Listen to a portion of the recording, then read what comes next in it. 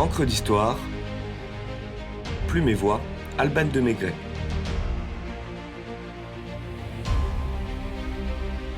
De l'hygiène et des hommes.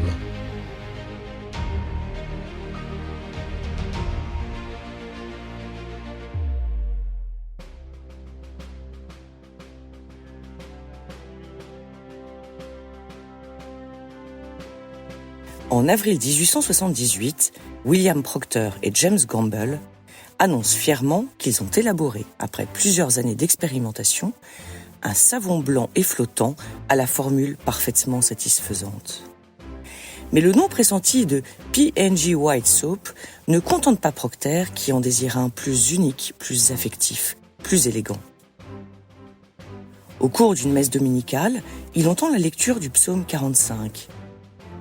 Ton vêtement n'est plus que myrrhe et aloès. Des palais d'ivoire, les harpes te ravissent.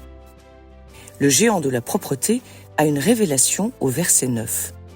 Son savon légendaire s'appellera Ivory Bar Soap. Il donne ainsi raison à Marcel Proust qui affirme dans Albertine disparue en 1925 « On peut faire d'aussi précieuses découvertes que dans les pensées de Pascal dans une réclame pour un savon. » Ce n'est un secret pour personne. Le meilleur moyen pour sentir bon est encore et toujours de se laver. Selon Philippe Géluc d'ailleurs, le rire est le propre de l'homme, le savon aussi. Voici la véritable histoire du savon, The Soap Story, qui n'a rien d'un soap opéra.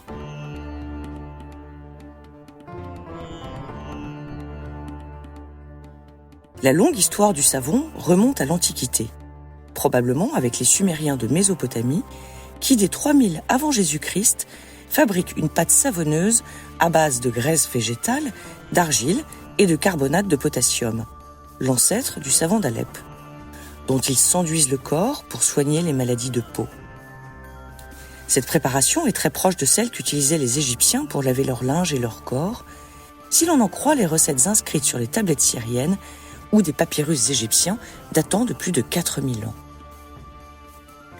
Le savon des Gaulois et des Germains est un mélange de cendre et de suif, à savoir de la graisse de bœuf ou de chèvre, qu'ils utilisent pour éclaircir ou faire rougir leurs cheveux. Pline l'Ancien, dans son Histoire naturelle, décrit l'influence des alcalis, mot qui signifie cendre en arabe, utilisé sur la texture plus ou moins ferme du sapo, dénomination qu'il choisit pour désigner ce produit venu de Gaule, qui fait vite fureur auprès des élégantes romaines très soucieuses de leur coiffure. Selon la phrase de Gianni Versace, la mode italienne va gagner la bataille. Puisqu'un siècle plus tard, les Romains utilisent enfin le sapo pour se laver, ce que ne faisaient pas les Gaulois. Jusque-là, malgré le rituel social du bain, les citoyens romains se contentaient d'enduire leur corps d'huile et de parfum.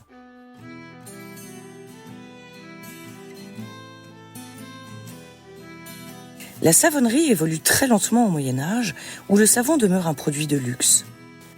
Le pourtour méditerranéen en détient la suprématie au XIIe siècle, avec des producteurs comme la Perse, l'Égypte, la Tunisie, suivis en Europe du Sud par l'Espagne et l'Italie, et enfin la France.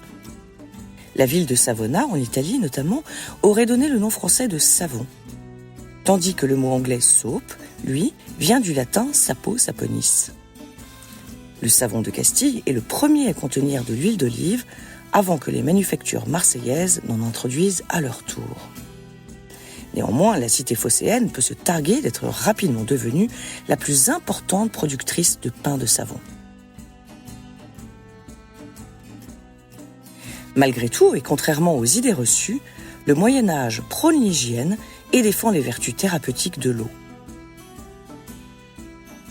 Sous l'impulsion des croisés revenus émerveillés de l'Empire romain d'Orient et de leurs usages hérités de l'Antiquité romaine, les bains ou étuves publiques sont remis au goût du jour dans les principales villes d'Europe. À une époque où il n'est pas aisé de se faire couler un bain chez soi, chacun court à l'étuve par souci de propreté, mais aussi de plaisir. Les médecins préconisent de laver les enfants 3 fois par jour et Aldébrandin de Sienne, dans son traité de médecine, écrit au XIe siècle « Se baigner en eau douce, faite en étuve et en cuve, et en eau froide, fait la santé garder ». Shampoings, dentifrices, déodorants et savons sont inclus dans le droit d'entrée, du reste très modeste. Jus de bête et feuilles de noyer ou de chêne pour une belle chevelure. Corail en poudre ou eau de sèche écrasée pour des dents saines. Vin associé à de l'eau de rose et à un jus de plante pour éviter la puanteur des aisselles. Savon ou plante pour un corps bien propre. Hommes et femmes barbotent nus dans ces étuves, conduisant à des dérives de la chair pas très catholiques, que l'Église voit d'un très mauvais œil. Le métier d'étuvier est réglementé notamment par Saint Louis en 1268 pour tenter de recentrer l'utilisation de ces établissements vers leur vocation initiale, l'hygiène.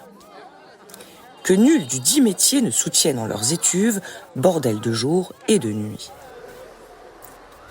Les vagues lois pour séparer hommes et femmes ne freinent pas l'engrenage du libertinage et du batifolage. Les procès et plaintes contre ces baigneries s'accumulent. Et les épidémies de syphilis ou autres maladies conduisent à la fermeture définitive des bains publics à la fin du XVe siècle. On sait comment ça commence, les amoureux dans les bains publics, les bains publics, les bains publics. Mais comment cela finit ? Nul ne le sait, même si chacun s'en doute. En cette fin de siècle qui va de pair avec celle du Moyen-Âge, ce qui était purification devient souillure. Et le bain, synonyme de danger pour le corps et l'esprit. Fini les bains d'immersion, voici l'ère du lavage à sec.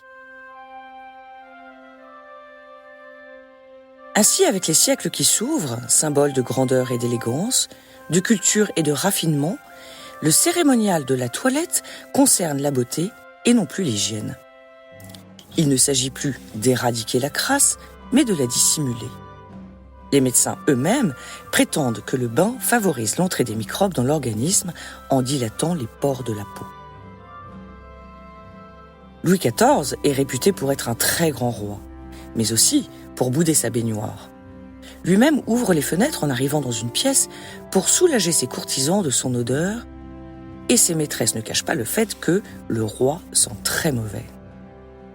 Une toilette sèche sur les parties visibles chaque matin, complétée par un encensement d'huile, de parfums et d'onguents odorants, ne suffit pas à camoufler l'émanation fétide des impuretés accumulées.